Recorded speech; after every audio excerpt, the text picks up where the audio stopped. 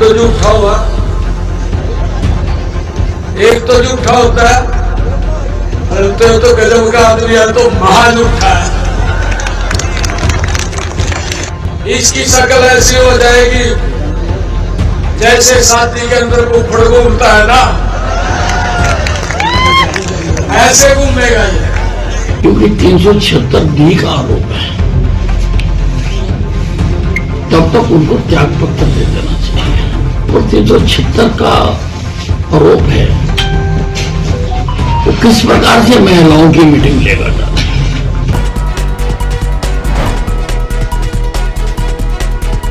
दोस्तों नमस्कार, मैं संजय मग्गू और मौजूद है देश रोजाना के डिजिटल मीडिया मंच पर। आपने शादी देखी होंगी, विवाह, शादी विवाह होते हैं, बारात चलती हैं, तो शादी के अंदर एक ऐसा किरदार होता है जिसको फूफा कहा जाता है। जो ग्रामीण संस्कृति है उसके अंदर उसको फूफा कहते हैं, और अगर पंजाब के कल्चर में जाएं तो उसको फुफ्फड़ कहते हैं, यानी कि पंजाबी लोग उसको फुफ्फड़ कहा करते हैं। फुफ्फड़ की बात कर रहे थे हरियाणा के मुख्यमंत्री नायब सिंह सैनी दिल्ली में। अरविंद केजरीवाल के लिए कह रहे थे कि फुफ्फड़ बनकर घूमेंगे 8 तारीख के बाद। दिल्ली का चुनाव 5 तारीख को होना है, 5 फरवरी को। 8 फरवरी को चुनाव परिणाम आना है। अगले वीडियो में आपसे दिल्ली की बात करूंगा। दिल्ली का जो माहौल बना हुआ है वो बड़ा गजब का है। दिल्ली का जो चुनाव है, अब की बार एक तरफा चुनाव नहीं है। दिल्ली के चुनाव के अंदर कांटे की भिड़ंत है। अगले वीडियो में आपको बताऊंगा मैं। तो जो बता रहे थे नायब सिंह सैनी की फुफ्फड़ बनकर घूमेंगे, आप सुनिए क्या बोल रहे थे। एक तो झूठा हुआ, एक तो झूठा होता है, अरे तो गजब का आदमी है, तो महाझूठा है। ये ऐसा व्यक्ति है, ये पैर के ऊपर बदल जाता है। कहा जी मैंने माफ कर दो, इस प्रकार की शकल बना करके घूमता है। परंतु मैं आपको बताना चाह रहा हूं, 8 तारीख के बाद इसकी शक्ल ऐसी हो जाएगी जैसे शादी के अंदर फुफ्फड़ घूमता है ना, ऐसे घूमेगा ये, क्योंकि इसने झूठ का चोरा किया कुछ। तो अरविंद केजरीवाल तो कब फुफ्फड़ बनकर घूमेंगे नहीं घूमेंगे, लेकिन हरियाणा के अंदर फुफ्फड़ तैयार हैं। यानी कि हरियाणा की जो सरकार है भारतीय जनता पार्टी की, नायब सिंह सैनी की सरकार है, बहुत बढ़िया और शानदार सरकार चल रही है। पूर्ण बहुमत की सरकार है। सरकार ऐसी है कि अभी तो विपक्ष भी बोलने की स्थिति में नहीं है, लेकिन अनिल विज साहब फुफ्फड़ बने हुए हैं इस शादी के, इस बारात के। यानी कि जो भारतीय जनता पार्टी की सरकार वाली बारात में ऐसे कह दूं कि इस बारात के अंदर अनिल विज फुफ्फड़ बने हुए हैं। आपको और बताऊं कि शादी के अंदर फूफा जो होता है, फुफ्फड़ जो होता है, वो नाराज क्यों होता है पता किसी को नहीं होता। बस फुफ्फड़ के मन में क्या आता है कि वो एकदम से कुप्पा हो जाते हैं फूल करके। ये कहावतें हैं, मैं कहावतों का जिक्र कर रहा हूं आपसे, किसी के लिए पर्सनल बात नहीं कर रहा। कि जो फुफ्फड़ हुआ करते हैं अचानक से किसी बात पर नाराज हो जाएंगे कि जो बैंड वाला मेरी पसंद का क्यों नहीं आया, ढोल वाला मेरी पसंद का क्यों नहीं आया, अगर बैंड वाला पसंद का आ गया तो फिर नागिन धुन क्यों नहीं बजा रहा। ये सारी बातें होती हैं। मतलब फुफ्फड़ के नाराज होने का कोई कारण नहीं होता, बस फुफ्फड़ नाराज है। और आपको एक बात और बता दूं कि पहले तो फुफ्फड़ के पीछे पीछे घूमते हैं, सब उसको मनाते हैं कि भैया फूफा है, नाराज ना हो जाए बारात में। लेकिन जब फुफ्फड़ मानता नहीं, फुफ्फड़ के रोज बढ़ते जाते हैं नखरे, तो फिर कहते हैं भैया जाने दो, कोई बात नहीं, फुफ्फड़ को साइड बिठाओ और बारात चलने दो। इस फुफ्फड़ में क्या होगा ये तो आगे समय बताएगा। लेकिन मैं आपसे बात कर रहा था कि राजनीतिक फुफ्फड़, यानी कि सरकारी बारात और सरकारी बारात के फुफ्फड़। हालांकि विज साहब फुफ्फड़ तो हो नहीं सकते, वैसे तो अविवाहित हैं, लेकिन राजनीतिक फुफ्फड़ मैंने इसलिए कहा है। पिछले 4-5 दिन के आप इंसिडेंट देखें, अगर 30 जनवरी से शुरू करें, जिसलिए मैं आपसे कह रहा हूं कि अनिल विज फुफ्फड़ बने हुए हैं सरकार के लिए। 30 तारीख को उनका एक बयान आता है। 30 जनवरी को 30 जनवरी को उनका बयान चलता है और वो अपने बयान में अपनी सरकार को घेरते हैं। 30 जनवरी के बयान में अनिल विज कहते हैं कि मैं ग्रीवेंस कमेटी की बैठकों में नहीं जाऊंगा क्योंकि हमारे आदेश नहीं माने जाते, जो हम आदेश कर देते हैं उनका पालन नहीं होता, इसलिए मैं ग्रीवेंस कमेटी की बैठक में नहीं जाऊंगा। ये पहली नाराजगी अनिल विज साहब की, यानी कि ये पहला कदम फुफड़ बनने वाला, जो नाराज हुए 30 जनवरी को। अगले दिन उनका बयान आया। बयान ये चला कि मुख्यमंत्री जो हमारे हैं नायब सिंह सैनी साहब, उन्होंने कहा कि वो उड़न खटोले में घूम रहे हैं। जब से मुख्यमंत्री बने हैं तब से उड़न खटोले में है, जमीन पर आए तो पता चले, धरती पर आए तो पता चले। अगर ये विपक्ष के लोग इस बात को कहते तो हम भी मान लेते, लेकिन जो फुफड़ हुआ करता है वो बारात में से ही हुआ करता है, कहीं बाहर से कभी नहीं आया करते। तो अनिल विज साहब ने जब ये कहा तो इसको भी मान लिया गया कि ये दूसरी नाराजगी शुरू हो गई। हालांकि इस बीच में जो मैं आपसे कह रहा हूं कि मनाने की कोशिश होती है, तो जैसे ही पहले दिन की बात चली थी तुरंत एक तबादला सूची आई अंबाला के जिले के कलेक्टर का, डिस्ट्रिक्ट डिप्टी कमिश्नर का।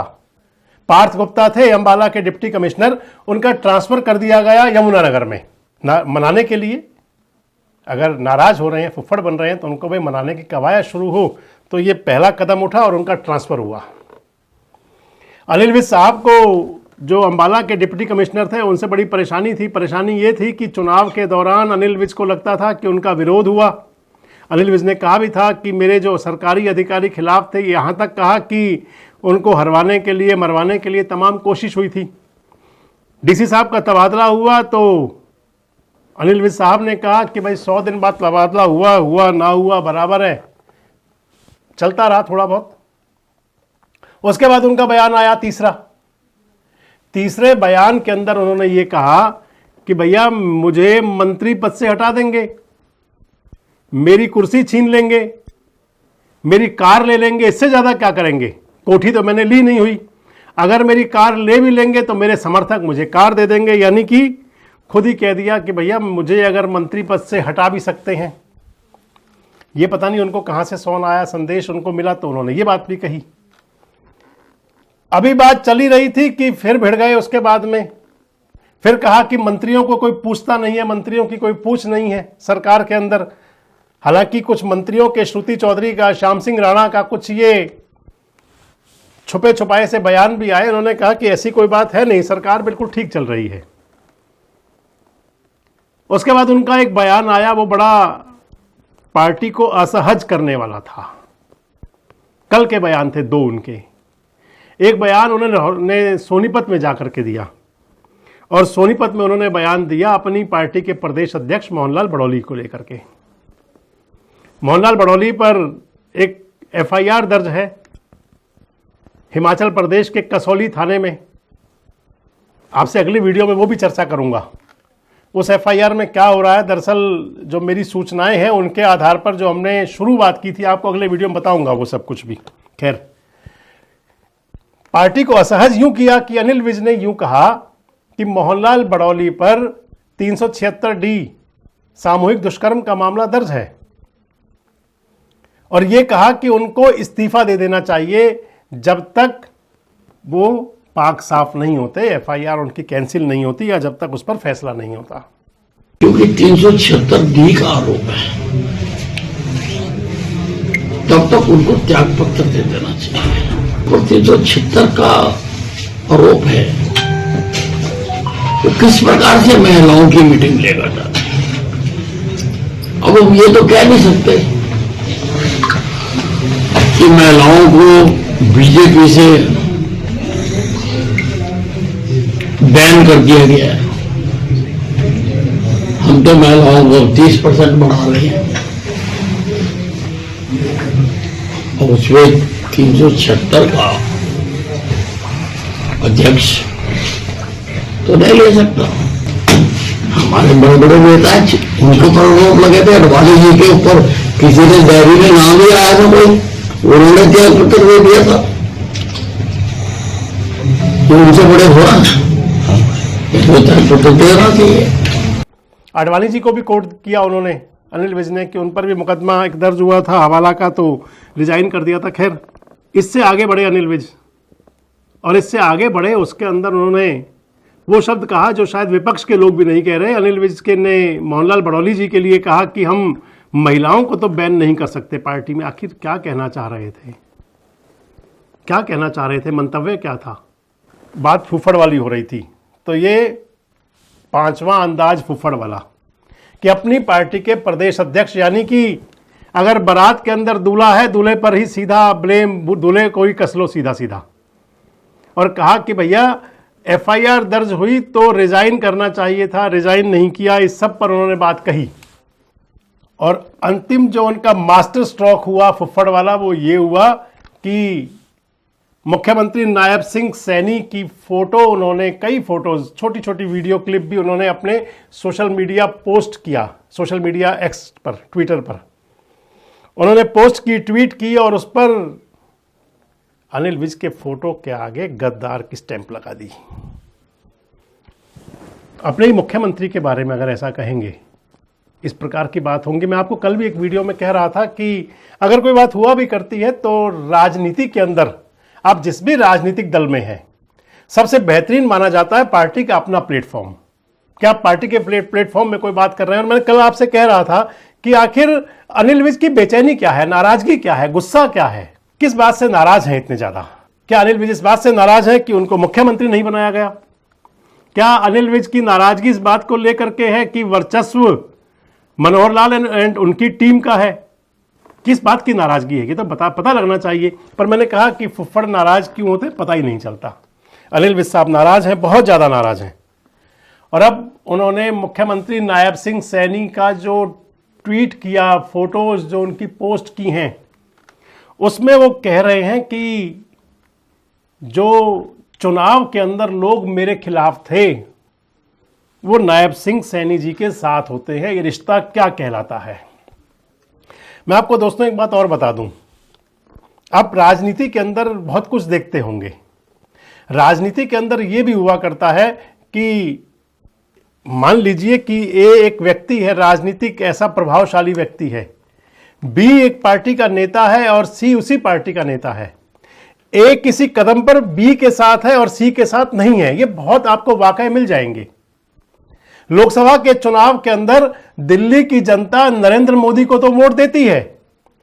पिछला आपने देखे इंसिडेंट, 2015 देखा, 2020 देखा, 2013 भी देखा, 13 के बाद 14 का चुनाव हुआ था।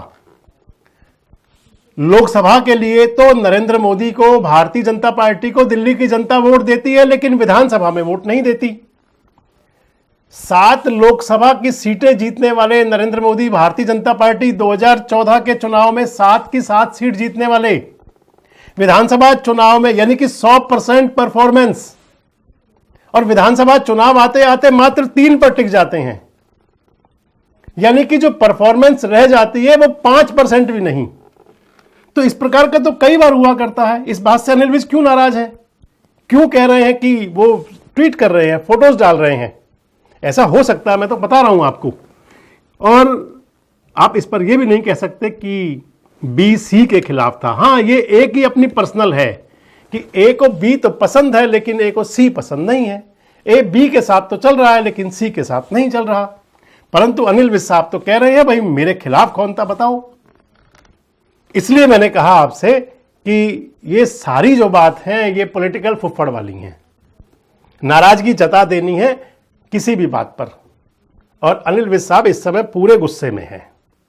ये गुस्सा कहां तक चलेगा, कहां थमेगा, भारतीय जनता पार्टी की आंतरिक जो छवि इससे है वो कितनी निखरेगी, कितनी धूमिल होगी, क्या क्या होगा, इस सब बातों से लेकर के विपक्ष के लोग भी जरूर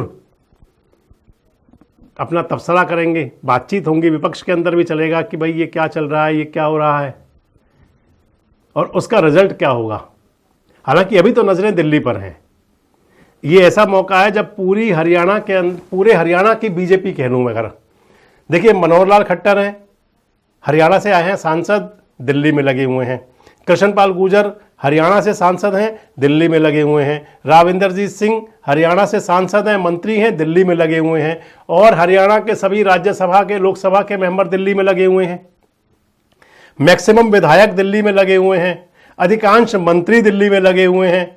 लेकिन अनिल विज हरियाणा में लगे हुए हैं। अपनी पार्टी के खिलाफ, अपनी पार्टी के नेताओं के बारे में उनके नए नए विचार सामने आ रहे हैं। क्या लगता है आपको, किसी प्रकार के हरियाणा की राजनीति में कोई तूफान की आहट तो नहीं है? क्या आपको लगता है कि हरियाणा की भारतीय जनता पार्टी की सरकार के अंदर सब कुछ ठीक चल रहा है? और अगर अनिल विज की नाराजगी है तो आपको क्या लगता है क्यों नाराजगी है? इस नाराजगी से कुछ डैमेज तो नहीं होगा? जरूर बताएं कमेंट्स बॉक्स में। जुड़े रहें हमारे साथ, देखते रहें देश रोजाना।